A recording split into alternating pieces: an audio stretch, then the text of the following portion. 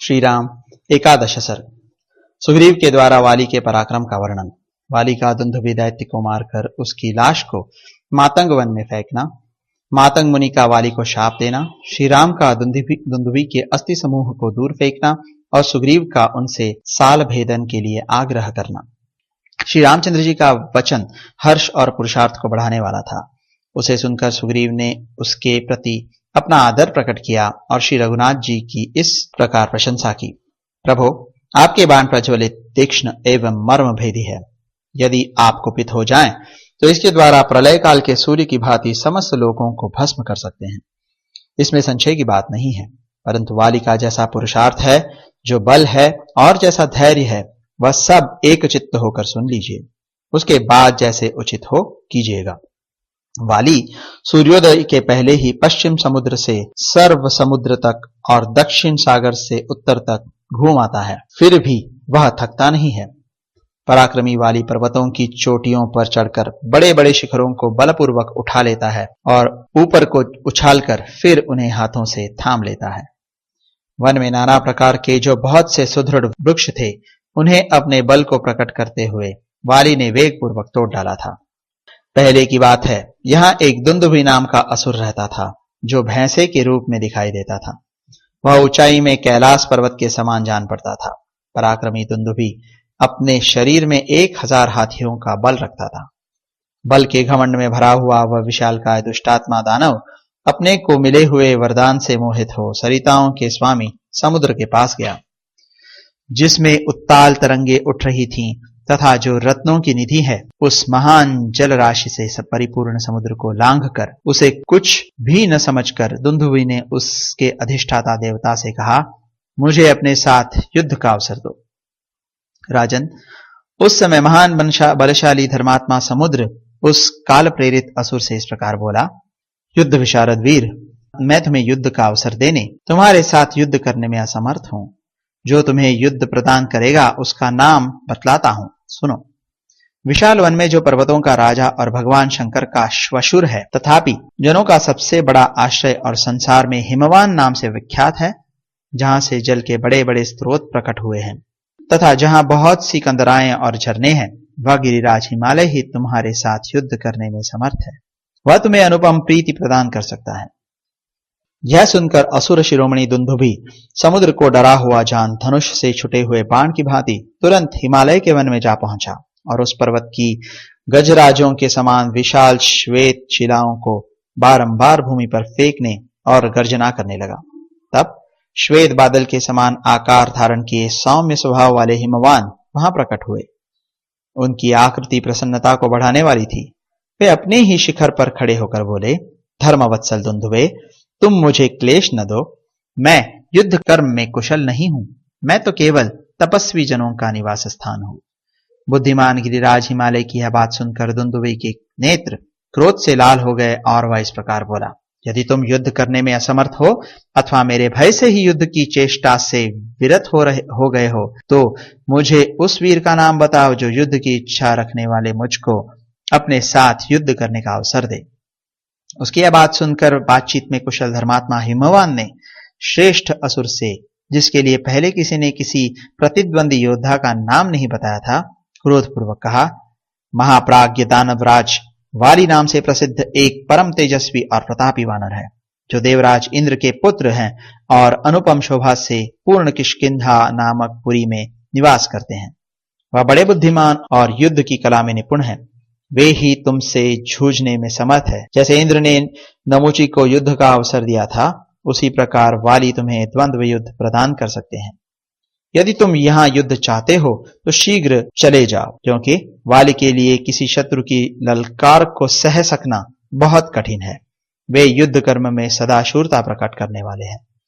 हिमवान की बात सुनकर क्रोध से भरा हुआ दुंदुभि तत्काल वाली की किष्किंधापुरी में जा पहुंचा। उसने भैंसे का सा रूप धारण कर रखा था। उसके सींग बड़े तीखे थे। वह बड़ा भयंकर सा वर्षा काल के आकाश में छाए हुए जल से भरे महान मेघ के समान जान पड़ता था।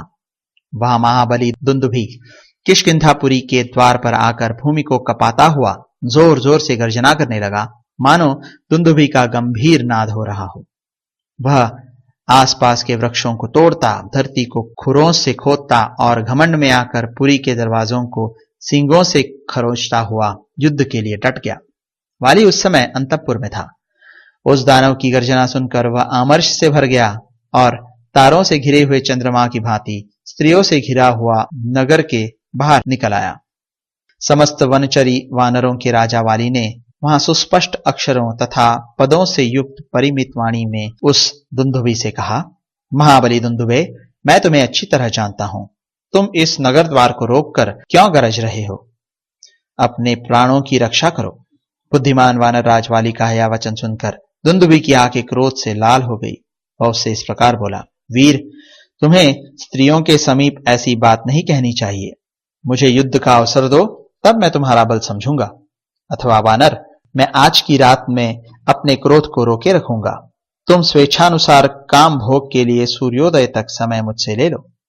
वानरों को हृदय से लगाकर जिसे जो कुछ देना हो दे दो। तुम समस्त कपियों के राजा हो ना। अपने सुहृदों से मिल लो, सलाह कर लो। किष्किंधापुरी को अच्छी तरह देख लो। अपने समान पुत्र आदि को इस नगरी के राज पर अभिषिक्त कर दो और स्त्रियों के साथ आज जी भर कर क्रीड़ा कर लो। इसके बाद मैं तुम्हारा घमंड चूर कर दूंगा। जो मधुपान से मत, प्रमत्त मतलब असावधान, युद्ध से भगे हुए, अस्त्र रहित मतलब दुर्बल, तुम्हारे जैसे स्त्रियों से घिरे हुए तथा मद मोहित पुरुष का वध करता है, वह जगत में गर्भ हत्यारा कहा जाता है। यह सुनकर वाली मंद मंद मुस्कुराकर उन तारा आदि सब स्त्रियों को दूर हटा उस असुरराज से क्रोधपूर्वक बोला, यदि तुम युद्ध के लिए निर्भय होकर खड़े हो तो यह न समझो कि यह वाली मधु पीकर मतवाला हो गया है। मेरे इस मद को तुम युद्ध स्थल में उत्साह वृद्धि के लिए वीरों द्वारा किया जाने वाला औषध विशेष का पान समझो। उससे ऐसा कहकर पिता इंद्र की दी हुई विजयदायिनी स्वर्णमाला को गले में डालकर वाली कुपित हो युद्ध के लिए खड़ा हो गया। कपिश्रेष्ठ वाली ने पर्वताकार दुंदुभि के दोनों सींग पकड़कर उस समय गर्जना करते हुए उसे बारंबार घुमाया, फिर बलपूर्वक उसे धरती पर दे मारा और बड़े जोर से सिंहनाद किया। पृथ्वी पर गिराए जाते समय उसके दोनों कानों से खून की धाराएं बहने लगी। क्रोध के आवेश में युक्त हो एक दूसरे को जीतने की इच्छा वाले उन दोनों दुंदुभि और वाली में घोर युद्ध होने लगा। उस समय इंद्र के तुल्य पराक्रमी वाली दुंदुभि पर मुक्कों, लातों, घुटनों, शिलाओं तथा वृक्षों से प्रहार करने लगा।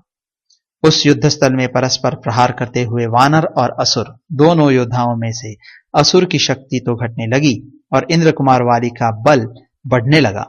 उन दोनों में वहां प्राणांतकारी युद्ध छिड़ गया।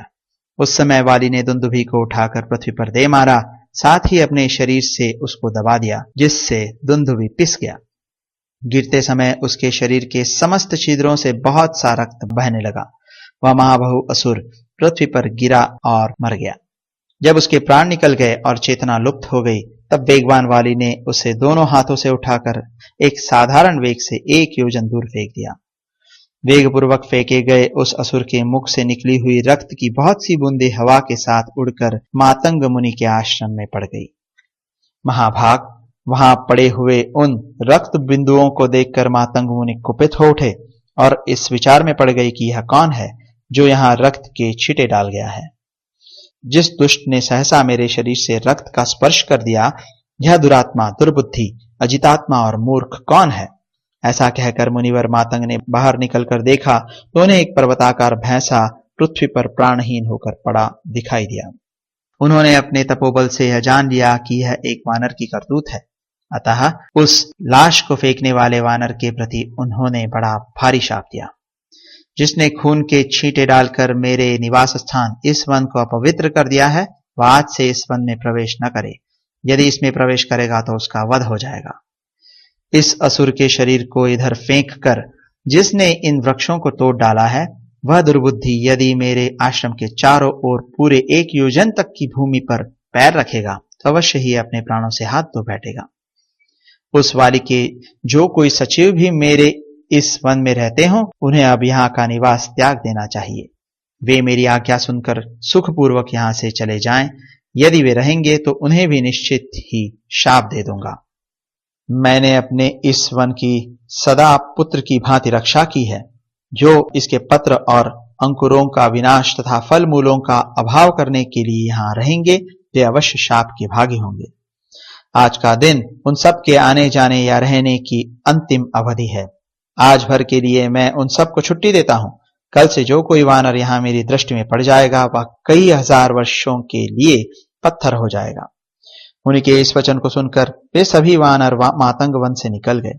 उन्हें देखकर वाली ने पूछा, मातंग वन में निवास करने वाले आप सभी वानर मेरे पास क्यों चले आए? वनवासियों की कुशल तो है ना? तब उन सभी वानरों ने स्वर्णमालाधारी वाली से अपने आने का सब कारण बताया तथा जो वाली को शाप हुआ था उसे भी कह सुनाया। वानरों की कही हुई यह बात सुनकर वाली महर्षि मतंग के पास गया और हाथ जोड़कर क्षमा याचना करने लगा, किंतु महर्षि ने उसका आदर नहीं किया। वे चुपचाप अपने आश्रम में चले गए। इधर वाली शाप प्राप्त होने से भयभीत हो बहुत ही व्याकुल हो गया। नरेश्वर, तब से उस शाप के भय से डरा हुआ वाली इस महान पर्वत ऋष्यमुख के स्थानों में न तो कभी प्रवेश करना चाहता है और न इस पर्वत को देखना ही चाहता है। श्री राम, यहाँ उसका प्रवेश होना असंभव है। यह जानकर मैं अपने मंत्रियों के साथ इस महान वन में विषाद शून्य होकर विचरता हूं। यह रहा दुंदुभी की हड्डियों का ढेर, जो एक महान पर्वत शिखर के समान जान पड़ता है। वाली ने अपने बल के घमंड में आकर दुंदुभी के शरीर को इतनी दूर फेंका था। यह 7 साल के विशाल एवं मोटे वृक्ष हैं, जो अनेक उत्तम शाखाओं से सुशोभित होते हैं। वाली इनमें से एक एक को बलपूर्वक हिलाकर पत्रहीन कर सकता है। श्री राम, यह मैंने वाली के अनुपम पराक्रम को प्रकाशित किया है। नरेश्वर, आप उस वाली को समरांगण में कैसे मार सकेंगे? सुग्रीव के ऐसा कहने पर लक्ष्मण को बड़ी हंसी आई। वे हंसते हुए ही बोले, कौन सा काम कर देने पर तुम्हें विश्वास होगा कि श्री रामचंद्र जी वाली का वध कर सकेंगे? तब सुग्रीव ने उनसे कहा, पूर्व काल में वाली ने साल के इन 7 वृक्षों को एक एक करके कई बार बींध डाला है। अतः श्री रामचंद्र जी भी यदि इनमें से किसी एक वृक्ष को एक ही बाण से छेद डालेंगे तो इनका पराक्रम देखकर मुझे वाली के मारे जाने का विश्वास हो जाएगा। लक्ष्मण, यदि इस महिष रूपधारी दुंदुभी की हड्डी को एक ही पैर से उठाकर बलपूर्वक 200 धनुष की दूरी पर फेंक सके तो भी मैं यह मान लूंगा कि इनके हाथ से वाली का वध हो सकता है। जिनके नेत्र प्रांत कुछ कुछ लाल थे, उन श्री राम से ऐसा कहकर सुग्रीव 2 घड़ी तक कुछ सोच विचार में पड़े रहे। इसके बाद वे काकुत्स्थ कुलभूषण श्री राम से फिर बोले, वाली शूर है और स्वयं भी उसे अपने शौर्य पर अभिमान है। उसके बल और पुरुषार्थ विख्यात हैं। वह बलवान वानर अब तक के युद्धों में कभी पराजित नहीं हुआ है। इसके ऐसे ऐसे कर्म देखे जाते हैं जो देवताओं के लिए दुष्कर हैं और जिनका चिंतन करके भयभीत हो मैंने इस ऋष्यमुख पर्वत की शरण ली है।